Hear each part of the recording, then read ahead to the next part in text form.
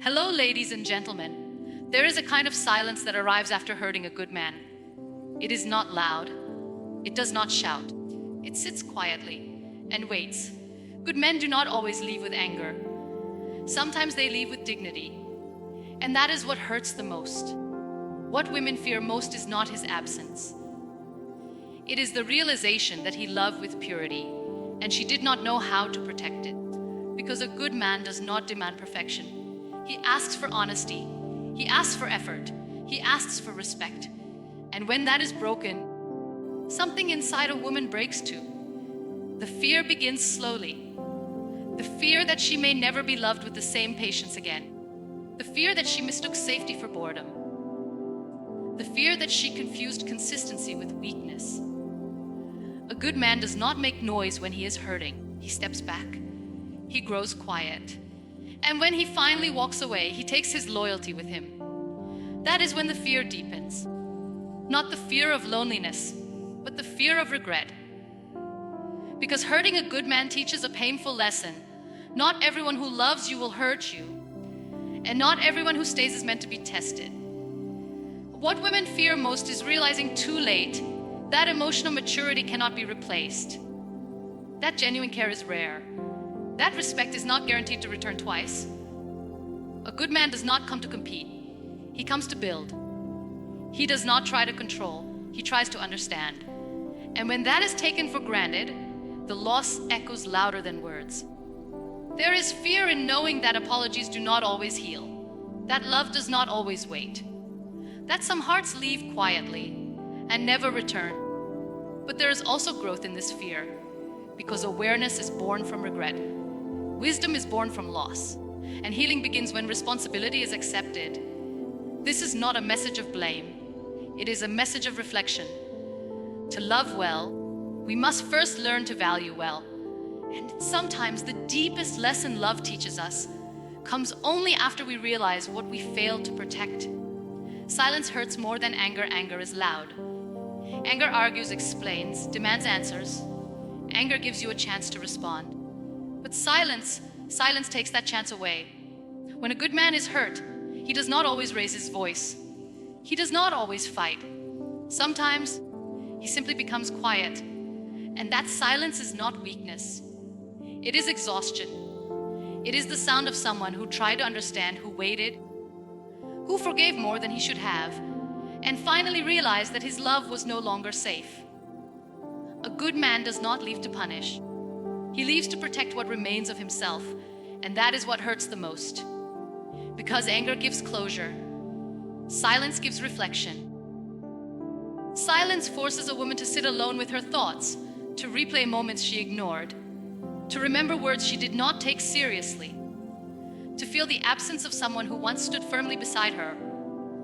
When a good man walks away quietly, he takes his consistency, his loyalty, his emotional safety with him. And suddenly the world feels louder, not because of noise, but because of emptiness. What women fear most in that silence is the realization that love was present, but unprotected. That effort was given, but undervalued. That patience was mistaken for permanence. Silence teaches what anger cannot, that not every love will fight to stay. Some love chooses dignity over damage. And when that kind of love leaves, it does not announce its departure. It simply stops showing up. There are no dramatic endings, no final speeches, just distance where closeness once lived. That silence becomes a mirror, reflecting missed chances, unspoken apologies, and lessons learned too late. But silence is not meant to destroy. It is meant to awaken. It teaches the importance of emotional responsibility. It reminds us that love requires care, not testing. That respect is not optional. And that good hearts should never be taken for granted. Because the most painful goodbye is not the one spoken in anger. It is the one wrapped in silence. Regret comes from taking genuine love for granted. Regret does not arrive immediately. It comes quietly, often when it is too late to fix what was broken. At first, there is relief. Relief that the arguments have stopped. Relief that expectations are gone. Relief that no one is asking for effort anymore. But relief does not last. What replaces it is a slow, heavy realization that genuine love is rare and it does not return easily. A good man does not overwhelm you with demands. He does not love loudly for attention. He loves consistently, patiently, steadily. And consistency is often misunderstood. It feels ordinary. It feels predictable. It feels safe. And sometimes safety is mistaken for boredom. That is where regret begins. Because only after losing consistency does chaos reveal its cost. Only after losing respect does attention feel empty. Only after losing patience does drama feel exhausting. Regret is realizing that what once felt simple was actually sacred. A good man's love is not dramatic, it is dependable. It shows up even when it is inconvenient. It stays even when it is not celebrated. And when that love is taken for granted, it slowly withdraws, not to punish, but because self-respect demands it. What women fear most in regret is the understanding that genuine love cannot be forced back, that apologies do not always rebuild trust. That effort, when delayed, loses its power. Regret teaches that love should never be tested. It should be protected. Because once a good man stops trying, he does not come back the same, if he comes back at all. And in that realization, regret becomes heavier than loss. Not because love ended, but because it ended without being valued when it mattered most. Yet regret is not meaningless. If accepted honestly, it becomes wisdom. It teaches the importance of presence, of gratitude, of recognizing love while it is still choosing you. Because the deepest regret is not losing love. It is realizing too late that you once had something real and did not hold it with care. Safety is often mistaken for boredom. Not all love arrives with fireworks. Some love arrives quietly, with consistency, with presence, with peace. And that kind of love is often misunderstood. A good man offers safety, emotional safety, mental stability, a space where you do not have to perform or pretend. But safety does not rush the heart. It does not create chaos. It does not demand attention through pain. And sometimes, when someone is unfamiliar with peace, they mistake it for emptiness. Boredom is not always the absence of excitement. Sometimes it is the absence of healing. When a woman has grown used to emotional highs and lows, consistency can feel unfamiliar, calm can feel uncomfortable, stability can feel like stagnation. And so safety is questioned, tested, taken lightly.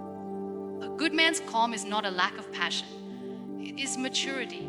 It is the strength to love without drama, the wisdom to build instead of break. But when safety is mistaken for boredom, respect slowly fades, appreciation weakens, and love begins to feel invisible. Only later does the truth become clear. What felt boring was actually peace. What felt predictable was reliability.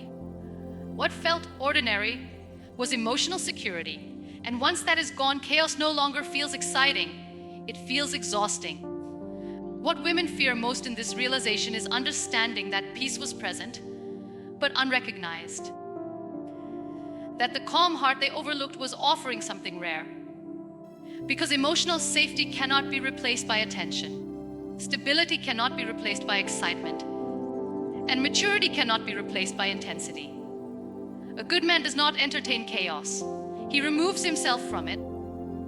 And when he leaves, he takes the safety with him. That is when silence returns. Not because love disappeared, but because peace was not protected. This keynote is not about blame. It is about awareness. Because love is not always meant to be thrilling. Sometimes it is meant to be safe. And learning to value safety before it is gone is one of the most important lessons love ever teaches. Good men love to build, not to compete. A good man does not enter a relationship to win. He does not keep score. He does not compete for power, attention, or control. He comes to build. He builds trust before demands. He builds understanding before judgment. He builds connection before expectation. A good man does not try to dominate emotions. He tries to understand them. He does not silence pain. He listens to it. And this is often misunderstood because in a world that glorifies intensity, Building quietly can look like doing nothing. Patience can look like weakness. Calm can look like lack of passion. But building requires strength. It takes strength to stay consistent when appreciation is missing. It takes strength to choose respect over reaction. It takes strength to invest without guarantees. A good man does not compete with your past, your fears, or your independence. He respects them. He does not need to prove his worth by control. He proves it by reliability, by being present, by staying steady when emotions shift. But when building is taken for granted, something inside him begins to change. Not suddenly, not dramatically, quietly. He stops explaining. He stops trying to fix what is not being valued. He realizes that love should feel mutual, not like a constant test. And that is when he steps back, not because he stopped caring, but because he understood something important: love cannot be built alone. What women fear most in this moment is realizing that he was not asking for less. He was offering more partnership, more stability, more emotional safety. And when that offer is dismissed, a good man does not fight for ego. He protects his peace. He walks away not to punish, but to preserve his self-respect. This keynote is not about blaming women. It is about recognizing intention. A good man's love is constructive. It aims to grow, not to conquer. To build a future, not to win arguments. And when that kind of love leaves, it leaves behind a powerful lesson. The most valuable relationships are not built on competition, but on cooperation, on mutual effort, on shared respect, on the quiet strength of two people choosing to build together. Apologies do not always restore what was lost. An apology is powerful. It can heal wounds. It can open doors. It can soften hearts. But there is a truth we do not often speak about. Apologies do not always restore what was lost. Some damage happens slowly, through neglect, through dismissal, through repeated moments where love was present but not protected. A good man does not leave after the first mistake. He leaves after the same pain is ignored too many times. By the time an apology arrives, his heart may already be tired. Not angry, just tired. Apologies work best when they are early, when effort follows words, when change accompanies regret. But when apologies come only after distance, they sometimes arrive too late. Not because forgiveness is impossible, but because trust has limits. A good man forgives easily. What he struggles to do is feel safe again. And safety cannot be promised with words alone. It must be rebuilt through consistency, through accountability, through time. What women fear most in this moment is realizing that saying, "I'm sorry," does not automatically mean I can stay. Because some hearts leave quietly, not out of bitterness, but out of self-respect. This does not make anyone cruel. It makes them human. Love is not just about intention. It is about impact. And when impact repeatedly hurts, even the most patient heart learns to protect itself. This keynote is not meant to discourage apology. It is meant to remind us of responsibility. Love should not rely on forgiveness alone. It should be guarded with care. Because the most painful lesson is learning that love was real, but it could not survive being taken lightly. Sometimes the apology is accepted, but the relationship is not restored. And in that space, growth begins. Growth teaches us to value love sooner, to listen earlier, to act before distance replaces closeness. Because the goal is not to apologize better. It is to hurt less. Fear can become a teacher. Fear is often seen as weakness, something to hide, something to escape. But fear is not always an enemy. Sometimes, fear is a teacher. After hurting a good man, fear does not come from punishment. It comes from awareness, the fear of repeating the same mistake, the fear of overlooking sincerity again, the fear of recognizing love too late, one more time. This fear is not about loneliness. It is about accountability. It is the fear of realizing that emotional care is a responsibility, not an option. That love requires attention, not assumptions. Fear teaches what comfort never could. It teaches that consistency deserves gratitude.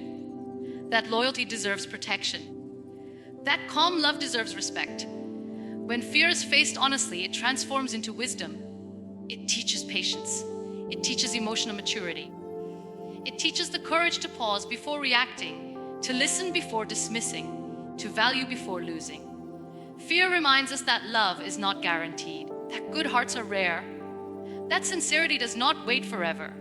And in that realization, growth begins. This keynote is not about shame. It is about evolution.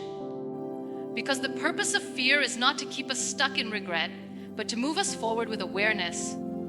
A woman who learns from fear loves differently. She listens more deeply. She values presence more intentionally. She protects what once felt ordinary. Fear, when understood, does not harden the heart. It refines it. It teaches us to love gently, to speak honestly, to act responsibly. And when fear becomes a teacher, love becomes safer, stronger, more conscious. The lesson is simple but powerful. Not every loss is meant to be mourned forever. Some losses are meant to educate us. So let fear do its work. Let it sharpen your awareness. Let it guide your growth. Because the most meaningful love stories are not written by those who never make mistakes, but by those who learn deeply from them and choose to love better next time. As this reflection comes to an end, remember this: love is not proven by intensity, it is protected by awareness. Hurting a good heart is never the end of the story, if we are willing to learn from it. Fear, regret, and silence are not meant to punish us. They are meant to wake us up, to teach us how to love with care, how to listen with presence, and how to value people while they are still choosing us. Not every loss is meant to be reclaimed. Some losses arrive only to educate the heart. And if we allow those lessons to change us, we do not leave empty-handed, we leave wiser. Love grows where responsibility lives. Healing begins where honesty is accepted. And maturity shows when we choose to love better, not just feel deeper. So carry this lesson forward. Protect sincerity, honor consistency, and never take quiet love for granted. Because the most meaningful relationships are not built on perfection, but on awareness, respect, and care. Thank you.